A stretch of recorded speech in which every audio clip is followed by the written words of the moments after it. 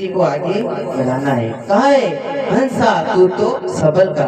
ये हंस तू इस मनुष्य शरीर में आ गया है, फिर भी तेरे सबल नहीं है, ये तुझे शांति नहीं है।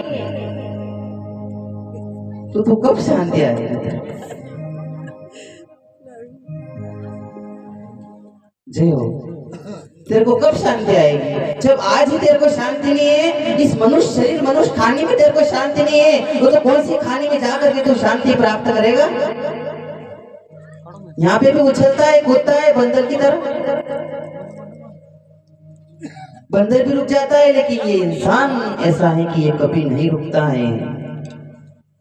यहाँ पे ऐसा कौन है जिसको भजन नहीं आता है? यहाँ पे ऐसा कौन है जिसको गीत नहीं आता है? यहाँ पे ऐसा कौन है जिसको गाना नहीं आता है?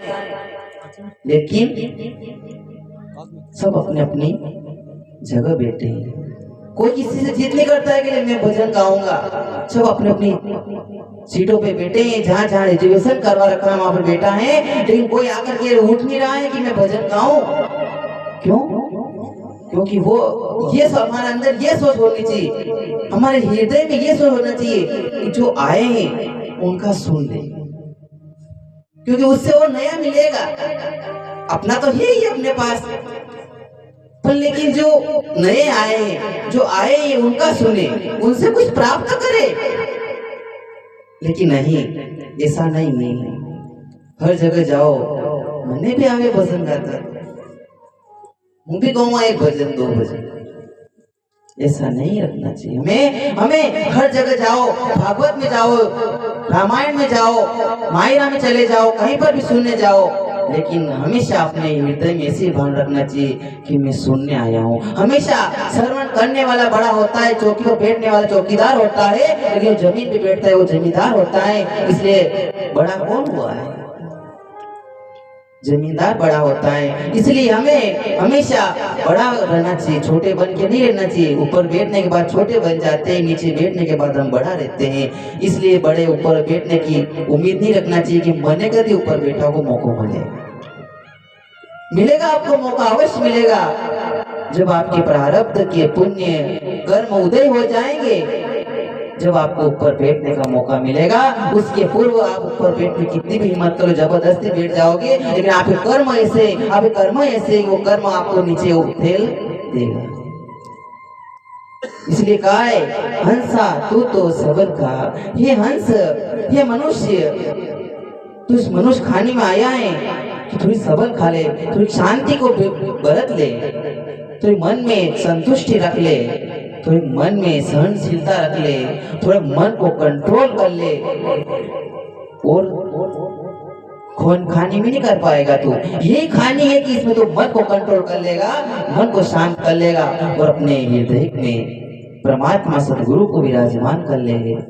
आज हमारे आदरणीय वजयराम जी डांगी साहब यहाँ पर नहीं है, लेकिन मैंने जब उनका स्वभाव देखा, पहली बार जब उनसे मिली, वो घूंघट वाली बहू हो या लाड़ी हो, सबसे बोल देते थे। इतने अच्छे स्वभाव के थे वो, उनको किसी से शर्म नहीं थी। उन्होंने कहते थे कि बेटे ही तो ही अपनी सब, ऐसा बन के अपने को रहना है। नहीं, उस दूसरे के बहू को तो हम बहू नहीं देखते हैं, उसको गलत गंदी नजर से देखते हैं। यही अपने सबसे बड़ा पाप है। जिस दिन ये पाप अपना कट जाएगा, जिस दिन ये पाप अपना धुल जाएगा, वो जिस दिन अपने मन को हम उस दूसरे की बहू को बेटी समझ जाएंगे, उस दिन समझ लेना आपके पूरब के भाग्य जागृत हो गए। ताली मत बजाना। क्यों? क्योंकि जिस शादी में साली ना हो, जिस भोजन में थाली ना हो, और जिस सत्संग में ताली ना हो, वो सत्संग किस का?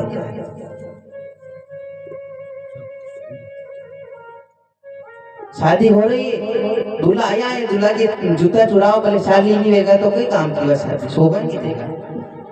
और भोजन करने जा रहे हैं, वहां पर थाली नहीं, पत्तल नहीं है, धुने नहीं है, वो भोजन किस काम का है? वो जो सत्संग हो रहा है, इस सौभाग्य बानो आप लोग सुनने को मिला है फ्री में, निःशुल्क। आपको कोई उपयोग देना, कुछ पैसा देना पड़ रहा है, कुछ दान देना पड़ रहा है, कुछ जबरदस्ती ले रहा है आपसे? नहीं, खूब है देने वाले। हमारे जवाहरलाल जी भाई साहब बहुत दिल दरिया साथ समुद्र है, लेकिन सुन तो लो, आणि घर में यहाँ बहाने नहीं बेवैरो तो वहाँ राधा स्वामी वहाँ कभी चली जाओगा।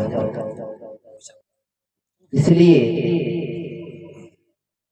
जाओ तो हमें सत्संग सुनना चाहिए, भजन सुनना चाहिए और हमें भजन सुन करके अपने मन को कंट्रोल, मन को काबू करना चाहिए।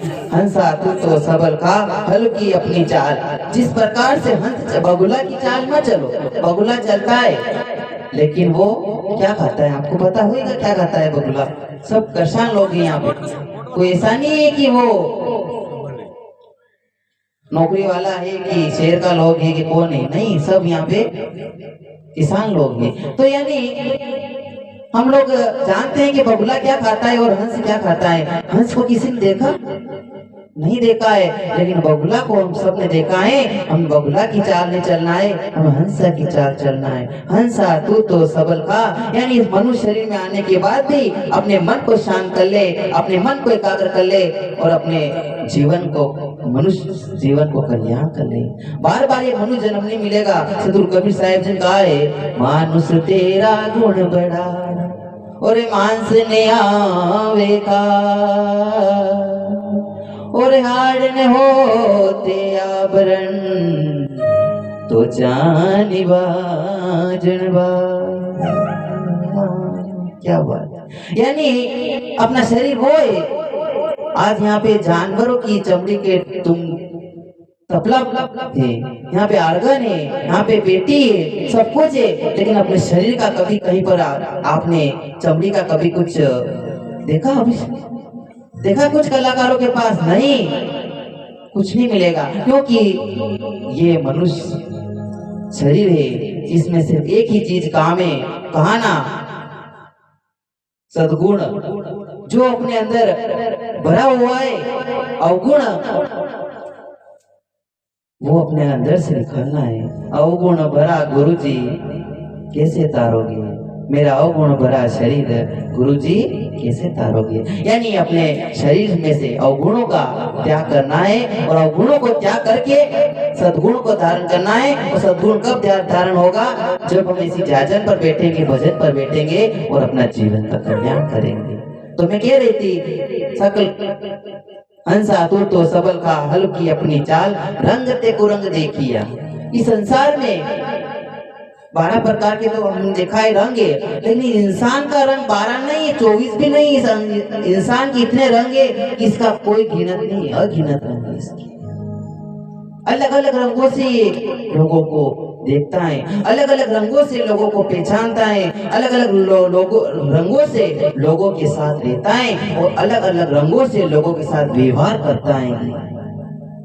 ऐसा रंग, इसलिए रंग बदलो, कपड़ा बदल लो, घर बदल लो, लेकिन अपना जो जीवन का जो रंग होता है, सद्गुरु का जो रंग होता है, उस रंग को जीवन में कभी बदल मत लेना मेरे भाई बहनों, नहीं तो आपकी जीवन की नैया डूब जाएगी। आइए, ज्यादा समय नहीं लेते हुए, क्योंकि यहाँ पे मैं भजन गुणगान करके अपनी वाणी को विराम दूंगी।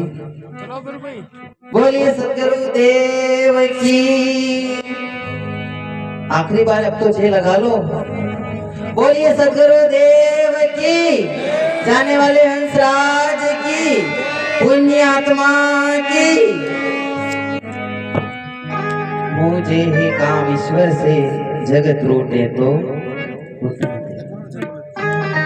बोलिए सदगुरु देव की।